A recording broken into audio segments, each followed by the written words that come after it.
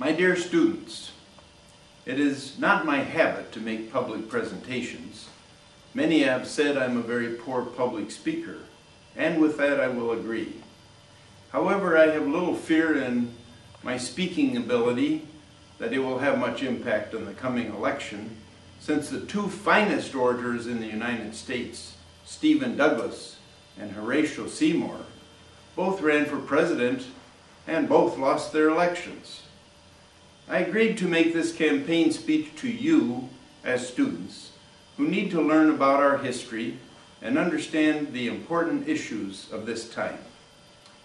4 years ago, in 1868, I ran for this office based upon my military experience as commander of the Army of the Potomac, appointed by President Lincoln to end the terrible war that had brought us so much death and destruction. I was praised for having defeated the Confederate forces, but the death of so many young men, whether serving the Union or the Confederacy, made me very sad.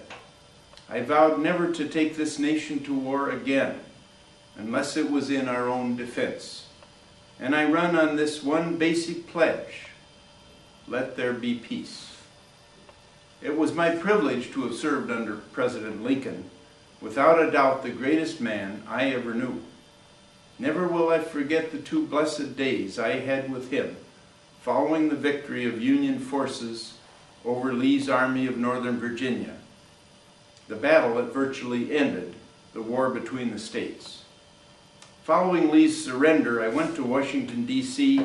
to personally report on the terms of the surrender and plan for the final phases of the war. Mostly the President and I talked about the future of our nation, his vision for helping the people of the South heal from the horrible effects of the war, his desire that every American should live as a free person. I shall never forget our final meeting on April 14th, 1865. As we parted, the President asked if Julie and I could attend a play that evening with him and Mary. I had to turn the offer down since Julie and I had plans to visit our children in New Jersey.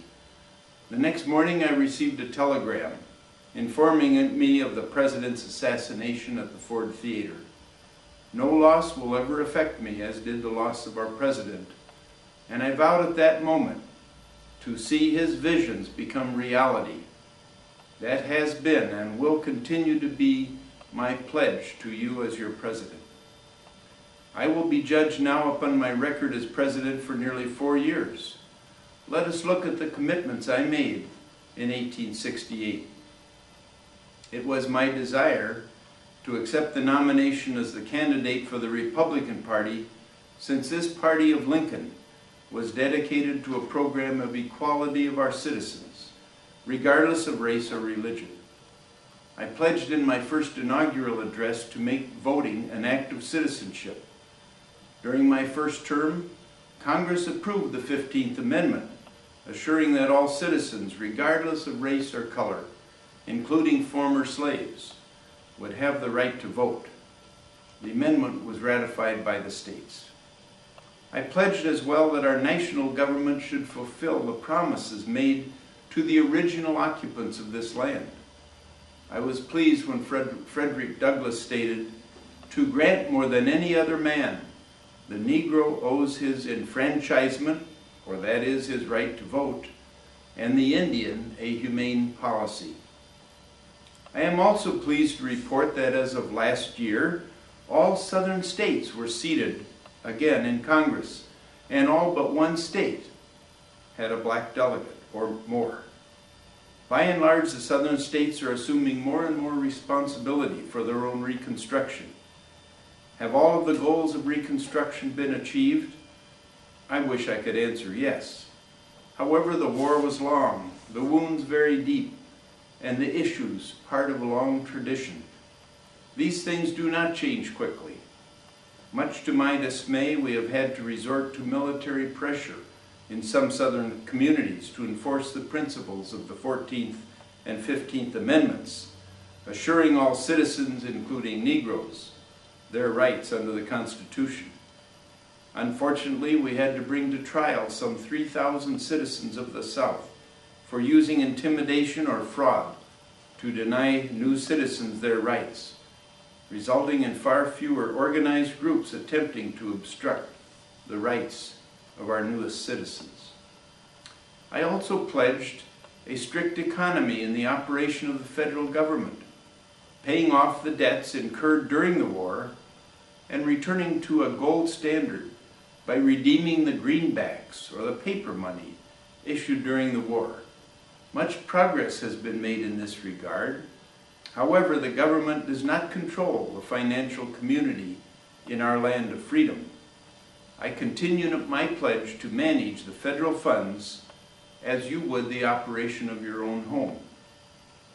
One of the first orders I gave after my inauguration was that a canal should be built across the Isthmus of Panama. This will not be a venture that can be achieved within a decade or possibly by the end of the century. It will be an achievement of historic proportions, but it must be accomplished in order to transport goods and people to our western states without the hardship and loss of life that it now entails. I have also ordered that the monument be constructed to our nation's father, the monument whose foundation was laid 50 years ago. No progress has been made, but we will now complete that monument as a beacon of hope in this great land, that monument to George Washington.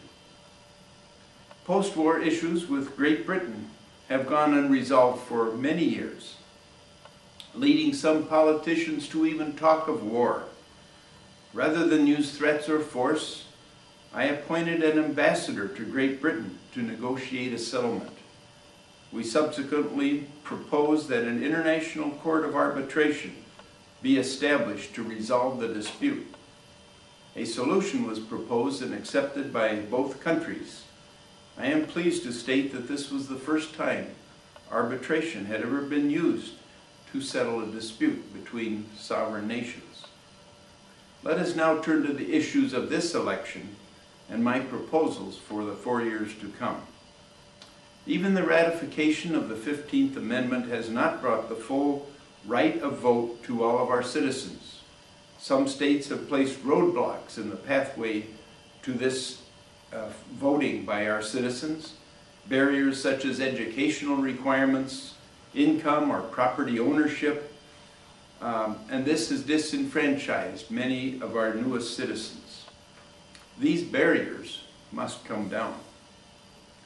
I maintain my pledge to have our paper dollars backed with enough gold to ensure that our good credit among other nations will promote a fair balance of trade. During this campaign, my administration has come under attack by my opponents for corruption and favoritism, tax violations, and other abuses, attacks unequaled in political history. Yet no link has ever been confirmed between my administration and my appointees and these alleged abuses. I pledge to eliminate from office any person or persons within my administration who are found to be abusing the public trust, even if it should be a personal friend. To counter possibilities of abuses by office holders, I will propose to Congress the establishment of a civil service reform. Under this system, governmental positions will require applicants to take an examination to assure that the applicant has the basic skills and education required for the position sought. This will place what has become the spoils system, where elected officials or others in authority appoint friends and relatives without regard to qualification. And this will override that tendency.